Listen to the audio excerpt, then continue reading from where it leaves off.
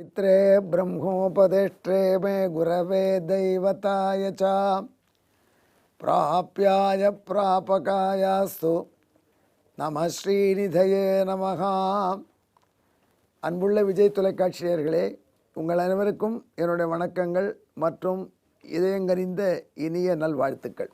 சென்ற திருநாமத்தை விளக்கும் பொழுதே ஒன்று குறிப்பிட்டிருந்தேன்.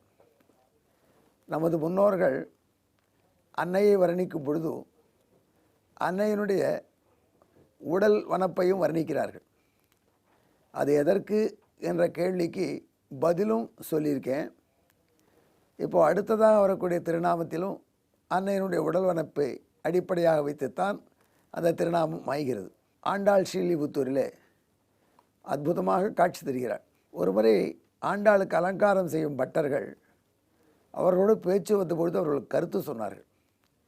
அந்த அற்புதமான திருமேனி ஆகையினால் அந்த திருமேனிக்கு அலங்காரம் செய்யும் பொழுது நாங்கள் எச்சரிக்கையாக முதலிலே எந்த புடவை சாத்துவதாக இருந்தாலும் திருமேனி மீது கண்ணை மூடிக்கொண்டு முதலிலே ஒரு சாதாரண உள்ளாடை போன்று ஒன்றை சாத்திவிட்டு அதன் மீதுதான் புடவையை சாத்துவோம் என்று.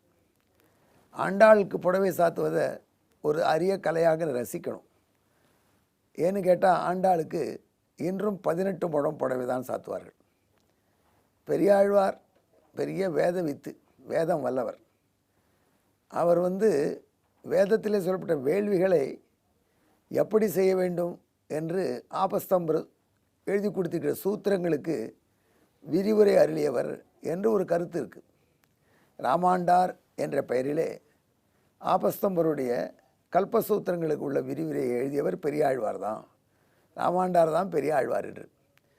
எந்த கருத்துக்கும் அறிஞர்களுக்குள்ள மாறுபாடு இருக்கும். அதனால் சில பேர் இல்லை அது வேறன்னு சொல்கிறாங்க.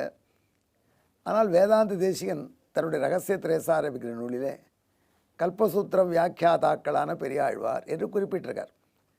ஆகையினால் அந்த கல்பசூத்திர வியாக்கியானம் ஆகிய ராமாண்டாருடைய வியாக்கியானம் பெரியாழ்வாரது என்ற கருத்தை ஏற்க வேண்டும் என்று சில அறிஞர்கள். அண்மையில் கூட ஒரு பெரியவர் சுந்தரராம வாஜ்பேயி என்பவர் அந்த கல்பசூத்திர வியாக்கியானத்திலே ராமாண்டார் வியாக்கியானத்தை அச்சிட்டிருக்கார். அவர் இந்த கருத்தை ஏற்றிருக்கார். ஆண்டாளுடைய தகப்பனாரான பெரியாழ்வார் அவர்தான் இந்த கல்பசூத்திர வியாக்கியானம் பண்ணினார் என்று.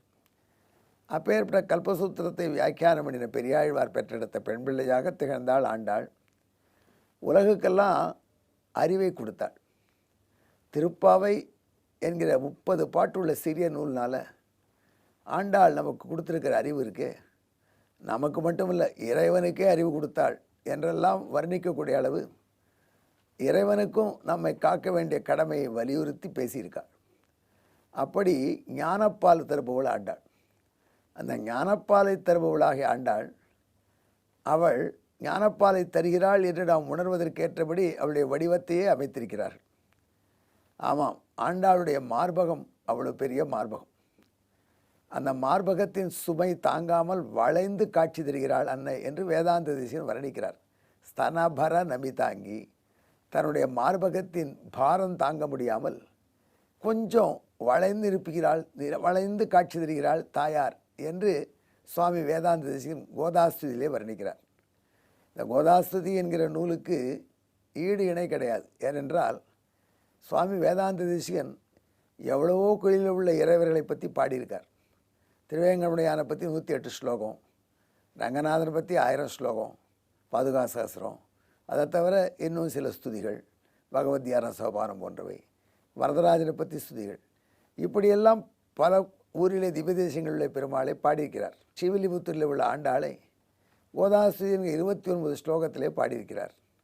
ஆனால் அன்னை ஆண்டாள் தன்னுடைய பக்தனாகிய வேதாந்த தேசிகன் தனக்கு என்று இட்ட அந்த ஸ்துதிக்காக தனி உற்சவமே காணுகிறார். 7 நாள்கள் திருவிழா, கோதாசு உற்சவம் என்றே ஸ்ரீவில்லிபுத்தூரில் 7 நாள்கள். அப்பொழுது வேத பாராயணத்தை எல்லாம் கேட்பதில்லை ஆண்டாள். வேறு அருளி செயல் பாடம் கேட்பதில்லை. வீதியில் உலா வரும் பொழுது அந்த கோதாசுதியை பாராயணம் செய்வார்கள் அடையவர்கள். அதை கேட்டுக்கொண்டே வருகிறார்.